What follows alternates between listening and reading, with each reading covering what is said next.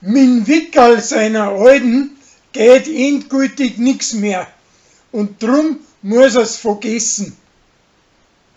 Der Till sagt seiner preisischen Freundin, dass er in sie verliebt ist, aber die will nix mehr davon wissen.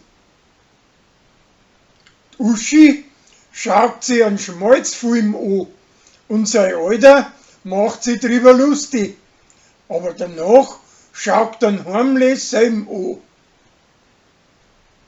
Der Sascha ruiniert unversehens ein Feldkreuz und biegt nachher den zerbrochenen Herrgott wieder zusammen. Samt den, dass er eigentlich nicht an ihm klappt. Und das gefällt den Hummel nicht.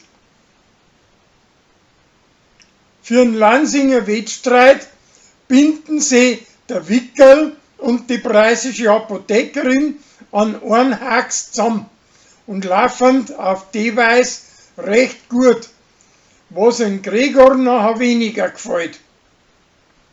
Der gewinnt aber nachher beim Baumsageln gegen Hubert. Im Wirtshaus reißt der Philipp unversehens ein Beutel von der Wand runter und streit an, dass er das gewesen ist. Schließlich gibt das aber zu. Die Uri sagt, dass er einen Kaugummi auf die Pudel aufgepickt hat. Aber das ist der Sascha gewesen.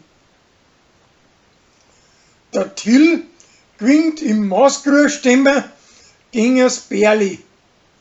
Danach verliert er gegen die Uschi, aber gegen die gewinnt er nachher auch wieder.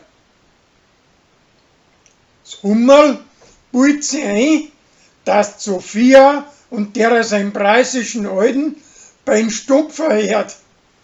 Aber dabei haben sie die Schäd für den Vorabend von euer Heiligen hergekriegt. Der Hubert renoviert seiner preisischen Tochter ihre Kinderstube.